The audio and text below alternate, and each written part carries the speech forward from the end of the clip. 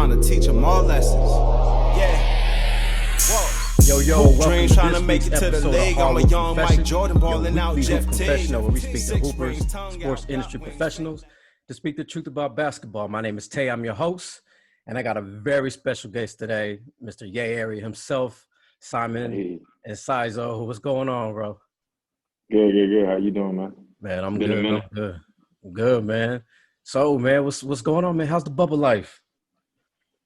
It's cool, man. I mean, we're going into our third game, so I'm getting used to the bubble life so far. Yeah, It's been two and a half weeks in here, so yeah. pretty much. I mean, me and my teammates are all on the same page. We're treating it like a real business trip. You know what I'm saying? Everybody Right. locked in and Yeah. just trying to win a championship, man. I feel you. Yeah. So for the listeners that don't know, Simon is a pro athlete for the PBA, or the Philippine Basketball Association. He plays for the TNT, one of the TNT teams out there, and 2-0. I saw 2-0. You guys doing your thing. Yeah, it's on. But yeah, so I got a chance to be with Simon some years ago with him and my ex-client. Got a chance to take the Alaska Aces at that time. Right. The championship and fell one game short, unfortunately. Right. And man, never got a chance to redeem that and get it. So that was unfortunate. But if you don't know, on the hardwood, my man's a straight sniper. He a shooter out there, and he get it done. But yeah, man, basketball, like where did it all get started for you? I mean, I think basketball got started for me. It was just with me and my dad. At a young age, he would always have like the old Michael Jordan final games on. I was born in 91, so I caught like the latter years of Jordan when he was on the Wizards, you know what I'm saying? So Right. he would just play back those things when I was younger. We would always have like a Nerf hoop on one of the doors in the house.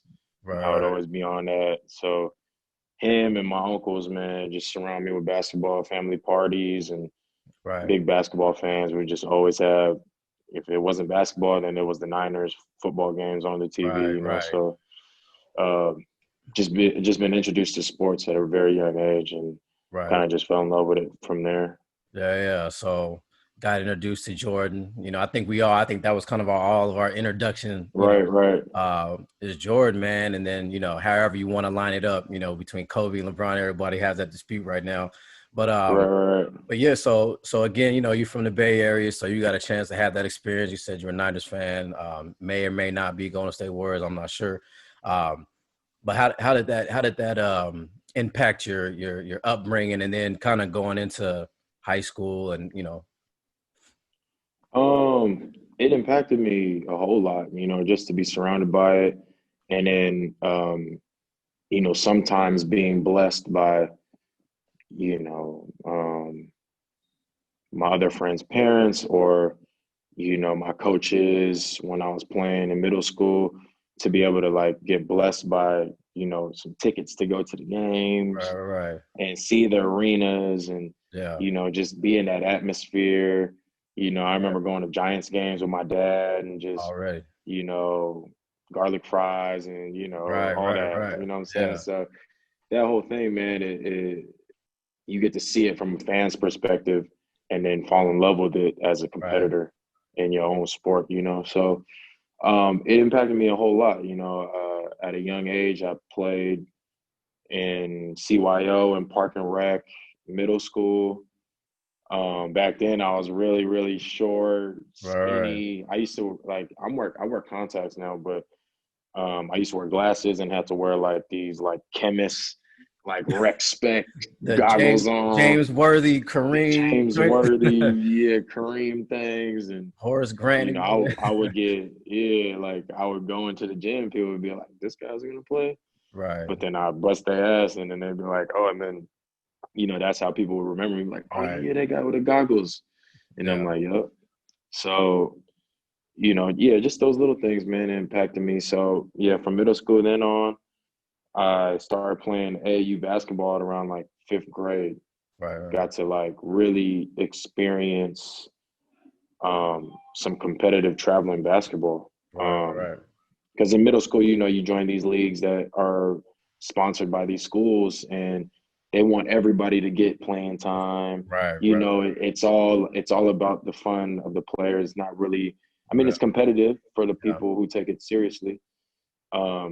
But when you start playing AAU and you start playing with teams that have been together for 10, 5-10 years, then it's like, oh man, like you see a whole different competitive fire to them. Like it's like a family based.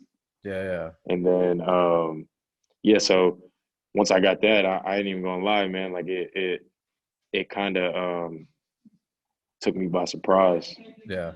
I remember I was in the 7th grade and I joined this team, and I only joined it because one of my good friends from my school team was like, "Hey man, you want to play AAU basketball with me like all year round?" I'm like, "Yeah, like I'm down. Like I love the game. You know what I'm saying?" So I get there and we're playing up. We're playing with high school people. Yeah. It's it's an all black team. Right. Like we the only Asian dudes there. We going to like Oakland. We going into like Oakland, like like the hard knock streets of Oakland, and like these like park and rec gyms full of people, family members, just going crazy. Yelling at the refs, yelling at the players, crowds going back and forth. And I'm not used to that. You know what I'm saying? I'm like overwhelmed. And I remember I got in the game and they were picking me up full court and I could barely get the ball past half court, man. And, so you play those games on Saturday and then Sunday you come back, whether it's a championship or, consolation games or whatever. So after that Saturday, man, that Sunday came, I woke up, I said, well, I ain't trying to go no more. She was like, all right, you quit now. You never gonna play basketball ever again. I won't let you play basketball ever again. I said, all right, I'll lace my shoes up. Right. And then I actually, her pushing me and telling me to go that second day, man. I actually played pretty well, man. I scored a couple baskets, got in the flow of things, and then, felt like I belonged. So that was kind of my journey going into like high school. Yeah. Because then I got on a really good AAU team, and then I joined a high school that pretty much like half of my AAU team went to. Oh, bet. So they were older and didn't really have to like have that transition into being with new people, playing with new people. So it was nice and easy. Yeah.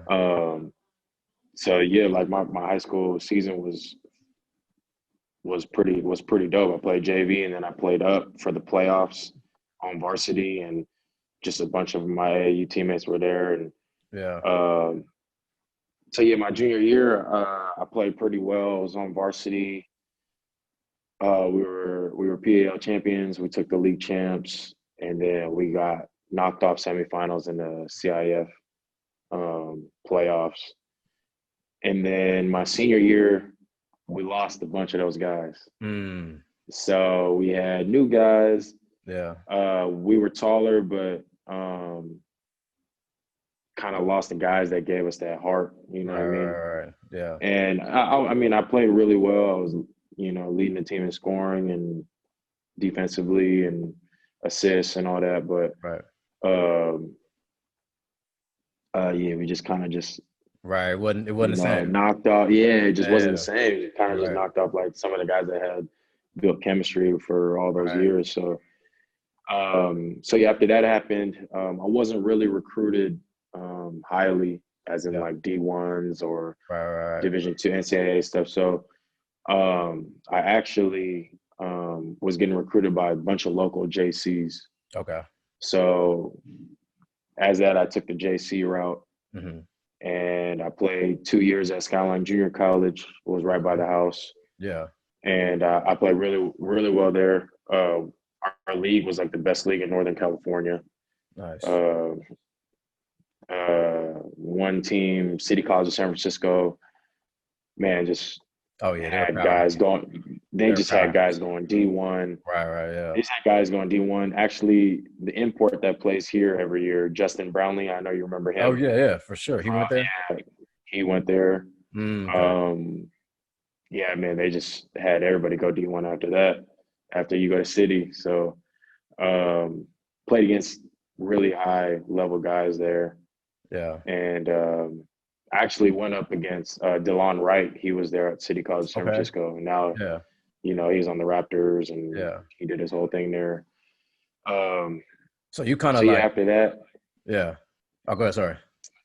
Oh, yeah. So, like, after that, like, I started getting looks from D2s locally around, and no one really wanted to sign me. So it's funny because that summer, my sophomore year of college, that summer, I went with my best friend to Dallas, Texas, because his sister lives out there, and her husband is like this trainer at like this facility, training facility, everything, right? So he was like, just come with me, man. We'll be working out the whole summer. So I worked out the whole summer over there. They had open gyms with like some Dallas Maverick players like Joe Smith. They had, I forgot his name. Jason Maxiel.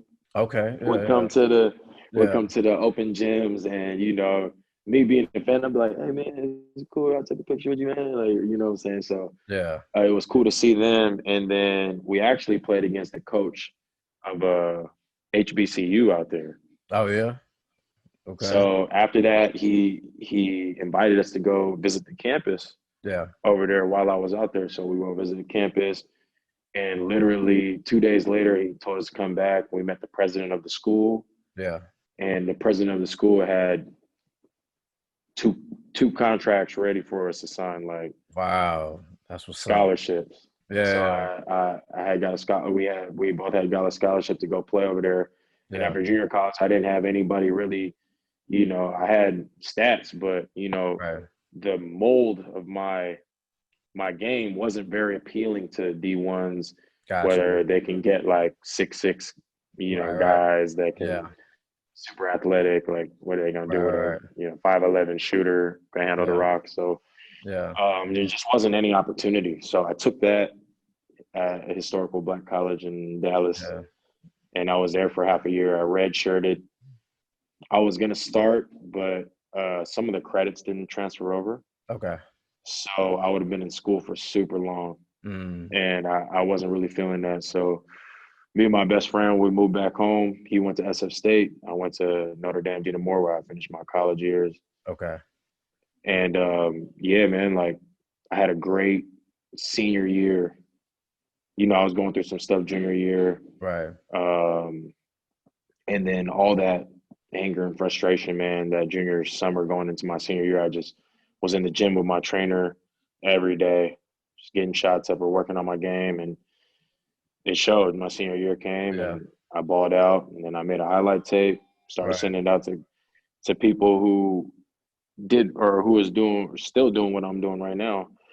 And they kind of just said, like, yeah, you got a nice resume, but you kind of have to move out here to see how it is. So so I moved out. All to that the kind of Philippines, prepares man. you going through the trenches from childhood all the way up. Got you kind of prepared for where you were at now. And when you were younger, you got to see the big arena. Now you playing in big arenas out in Manila, Philippines. And so it all makes sense, man. Kind of story kind of comes together and where you're at. So it's all coming full circle, man. Yeah. That's what's up, man. So what's the experience like out there in the Philippines, man? I know you've been out there for a couple of years now playing back and forth, but how is it, man? So I've been out here for 6 years, but I've been in the league for 5 because you have to play like a year. Oh, that's D-League. right. Yeah, the D-League, Yeah, so I did that. And so my 5th year, it's been good, man. It's a lot of ups and downs. Like you said, we were with Mike and we almost won a championship, just one game short. But it's been a great experience, man. I've learned so much, not only about the game of basketball, but about myself. What I can withstand. We pretty much play all year round. So I've been playing all year round, freaking 5 years in a row. So it's different, man. It's an experience in itself. It's very humbling. Seeing the poverty and stuff out here is a lot different from back home. Way different. You were out here with us, man.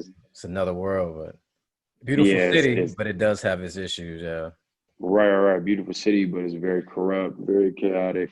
Yeah. But they make it work, man. Right. And that's what I took from the Philippines. It's just like, man, I'm blessed to come from America and have what I have.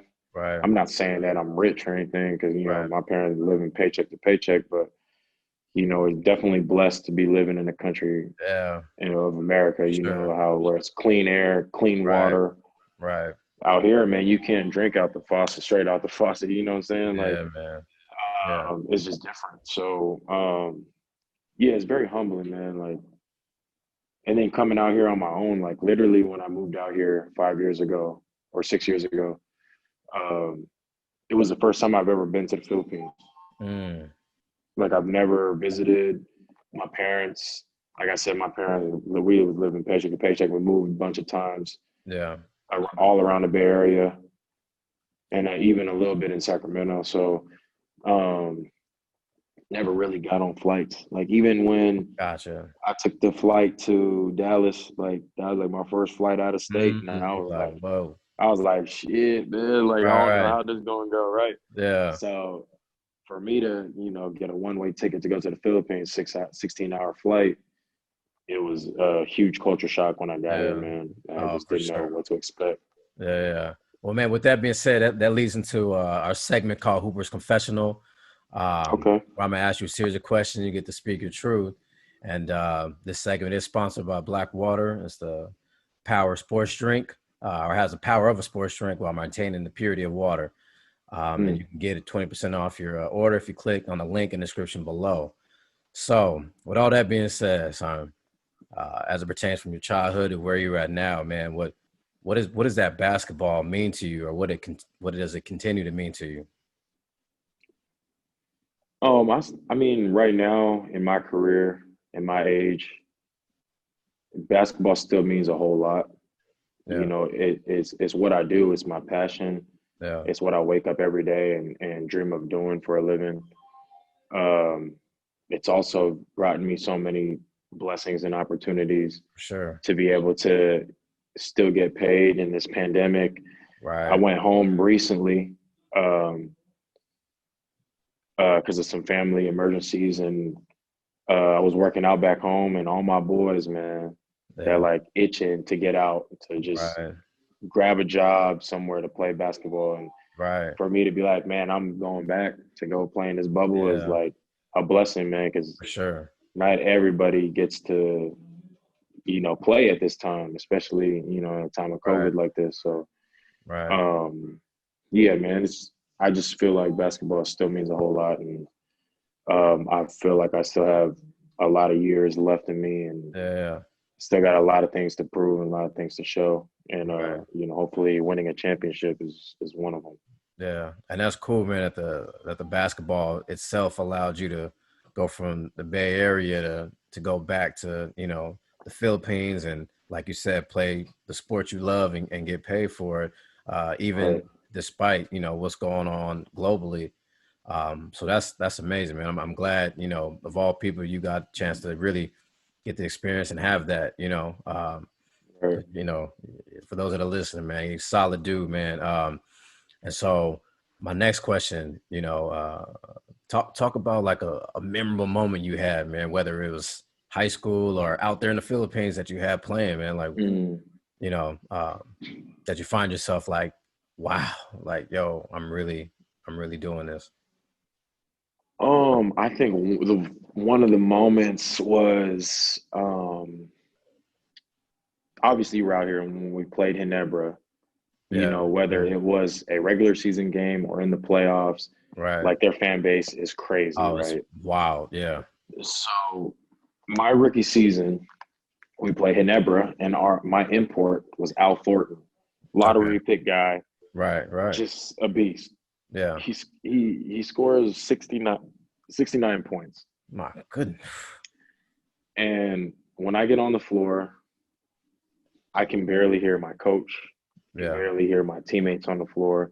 They're chanting, bruh, like they're chanting their little chant, and I can't hear anything. But looking around and seeing like every seat of the arena filled, that was probably like my wow moment. Like, man, like I'm really out here in a professional league. Like I'm not watching it on TV. I'm actually playing. Yeah. You know what I'm saying? So yeah. that was a crazy moment. And then like, of course, like the games where, you know, I'm in the zone and I'm hitting like 10 threes. Like when we were with Mike and we're actually play the team that I'm on now. Yeah. Like, man, I was like 9 out of 12 from the 3-point line. I got best player of the game. I dropped 30 and it was just like, nice. You know what I'm saying? It was just like, dang, like not only am I playing, but you know, I'm doing my thing, you know what I'm saying? I'm having fun. Yeah. Right. So I think that's one of the biggest things for me that I use for motivation is like, okay, yeah, you made it, and a lot of people would want your job and whatever. You play professional basketball here, but is that where it all ends? Right. You know what I'm saying? Like, I don't want to go back home and be like, oh, I don't want to be one of those guys that goes back home and be like, oh, yeah, I played professionally. Right. And then, like, you know, as a kid, like, you hear that and it's like, all right, but were you good? Right. Exactly. Yeah. You know what I'm saying? Right. So I don't want to be like that. I want to be the one to be like, yeah, I mean, I played professionally, you know, and I won a couple championships, and I was, you know, I was one of those guys. You know what I mean? So you want to leave it's a always legacy. like, right, exactly, and I feel like it's the best way to like never be content. You know, always be on top of your game and you know doing the right things. Yeah. That's what's up. And so I'm gonna ask you one question. I ask all hoopers because I feel like everybody has one. So a superstition or like a pregame ritual that you gotta do, whether it's you putting on a headband or wristband, whatever. Is it something that you have to have, or a pregame ritual that you got to do, or else it's your whole game is thrown off? I mean, I do have a routine. Yeah. So my routine is I'll get to the gym super early, and on the way there I'll listen to some music. Yeah. And then when I get there, I'll try to find like a quiet place and I do my visualization stuff for like 10 minutes. And then get on the court and get shots up before the game and just get ready. Right. But I do have a superstition of mine, and if I do play bad with the shoes that I have on that game, you probably won't see those shoes ever worn again. I feel you. So they could be anything. They could be Jordans. They could be whatever. It's just if I play bad, then they won't be on the court. They won't be on the court again. I feel you on that. Won't be. Yeah. So, and one last question before we end this segment. I want to talk about like a false reality. Like what are things like that people think of like pro players that, you know, or you play pro, you know, that people think that maybe isn't what it is, or, you know, or it's harder than what, you know, whatever that may be. Can you speak to that? Right. I got a couple things that I can speak on actually. So, yeah, I think people have a false, especially here. So, yes, I'm part Filipino, or I'm Filipino, but here in the Philippines, I'm considered a Philan. Right. So there's only 5 Philan spots per team. Right. So it's hard to stay in the league in my position because there's less spots. But the one thing is that, they think I'm from America, so they think I'm already rich. Why am I here? Okay, gotcha. So the local guys will have that mentality. So that's one thing. Interesting. And these are all just factors of like how hard it is to stay in this league. So it's mental. Super blessed. It's got a mental aspect to it as well. A mental aspect, a political aspect, a cultural aspect. You know, what I've learned is the faster you can adapt to the culture and how things work here, and kind of work around it, the better off your career will be. Gotcha. And I think back home, when you say to people, oh yeah, I play professional basketball somewhere, they automatically think you just got M's in your bank account. Of course. You know what I'm saying? Of course. So like when I came out here after my rookie season and, you know, we made it to the playoffs, whatever, had the bonuses, you come back to the States, you're getting paid in pesos here. When you go to the States, you got to pay in dollars. Right. So pretty much it's kind of levels out. You know what I mean? I got money, but it's not like, oh yeah, I got bottle service, you know what I'm saying? Right. And it's like, yeah, I got money to, take everybody out to dinner or buy everybody presents and shit like that. Like it ain't like NBA money, you know what I'm saying? Like you sign a contract in the NBA, you like, all right, mama, what you want? Like, you want a car, you want a house? Nah, like it wasn't like that out here. That what everybody expected, you know what I'm saying? Yeah. And then another thing, so there was a draft. Okay. It was a draft day, had my suit on, looking dapper. Yeah. But it didn't really feel like a draft day to me. Okay. Huh. It didn't really feel like it. One of the reasons is because my immediate family is in the States. Oh, gotcha. So yeah, they watching it on TV. Right. Yeah, I didn't have. But I'm not. They're watching it on TV, but I'm not. My name getting called, and then they flipping the camera to my parents, or I'm getting to hug my mom and dad at the table. You know what I'm saying? Like just like how you see it in the NBA. You know what I'm saying? Like it changes people's lives. Yes, that definitely changed my life, but it wasn't to a drastic part like that. Yeah. You know what I'm saying? Right. And so yeah, like I feel like if I could do it again, I would want my family there. You know what I mean? Yeah, for sure. But I think the last part I can talk about, and I feel like this is in every league across the world except for the NBA or even the NBA actually, but we feel it more out here, is that basketball, man, it comes to a certain point where basketball is a business. Yeah, for sure. So yeah, whatever you see people saying like, yeah, I work out every day. Yeah. I put in the work, and that's what you're supposed to do as a professional. Right. You know what I'm saying? That's what you do to be on your top level of your game. For sure. To be in tip-top shape. And whenever your number is called, you're ready to go. Ready, yeah. But these owners of these teams and, things like that, like unless you're freaking 7'5" and built like Shaq. Right, and they can score from all levels, You're replaceable. Right. Like it's a business out here. They will, if you're not performing, they will get the next best thing. And right. So that always keeps me on my toes as well. So yeah, and that's something you got to know as a professional. Like I said, it happens in the NBA too. I'm probably sure. Yeah. It's just part of the game, man. Right. Like as a kid, you're like, I want to play professionally, but these other factors, man, you just don't get because it's shadowed by.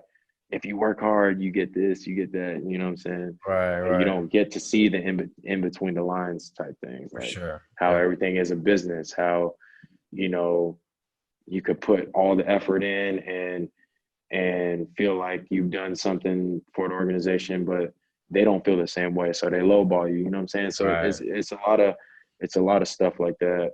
Yeah. That happens around the world in every league. So, my best advice to people is just, keep working on your game and try to be, irreplaceable at the same time. Like as much what do you do? Yeah. What do you like? What can you do, or what can you bring to the table that no one else can, and that no one else does? Yeah, for sure. Right. And I feel like the best thing you can do as a basketball player is be able to play both ends. That's facts.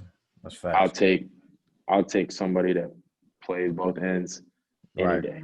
Yeah. You know what I'm saying? As if I'm trying to build a team, a championship team, I need somebody who's going to play both ends. Right. Yeah.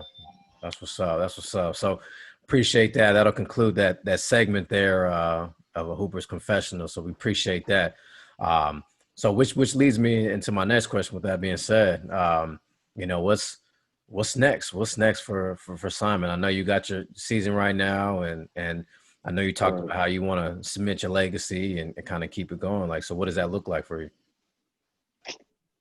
Man, I feel like if we on a roll, like we look pretty good this year, especially here in the bubble. If we can get a championship here and be the first team in PBA history to win a championship in the bubble, like I feel like that'd be a great accomplishment for me.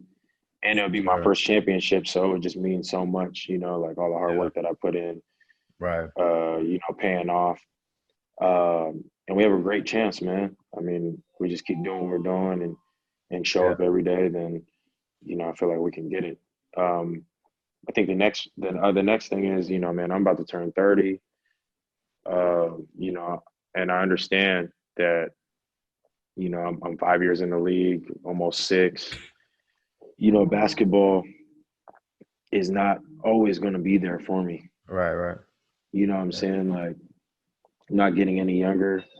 So, just being able to save some money and investing it in wisely. Right. I just invested in an app called Leica, Okay. and it's here all around Southeast Asia. Okay. And it's an app where it's like a Instagram plus Amazon plus like Apple Music all in one. Oh, that's what's up. And they have their own currency on the app. They call it Gems. Yeah. And you can literally go to different restaurants that are partnered with them. Yeah. And literally pay for your food with those gems. Wow. It's cutting edge, man. That's what's up. Right. And I bought some shares, and I really feel like this is going to be a good investment for me. Yeah. I'm not going to see anything happen right now, but like I said, investing money, trying to make your money work for you is probably the best way to do it. And I learned that from Mike. You know what I mean? Yeah. I learned that from a lot of people, a lot of OGs, and you know, my brother, who I call my big bros now, who kind of took me under their wing as a rookie here. From the States too. Who've gone through the journey before me. I'm just trying to do the same for the next generation coming in. So for sure. Yeah, that's how I want to kind of live the next couple of years of my life. Yes, I'm still gonna be competitive. I want to win championships and do me, but to pass on what I know and what I've learned, and give those same opportunities to someone that can take that and make their own legacy is something I want to do as well. That's what's up. So for those that are listening, I'm gonna go ahead and put your Instagram handle underneath, or you can go ahead and say it right now. I have it under there. Okay. It's a Simon _Enciso, my last name. So it's real simple. Yeah. And so we'll go ahead. So if you go ahead and give him a follow, you can kind of see his journey as they're in the bubble. And I'm also put a link in the description as well for the PBA website, so you can follow the bubble season. And I think they got some live streams I saw on there. So I'm gonna be tapping in myself, you know what I'm saying, to watch the season, how it plays out.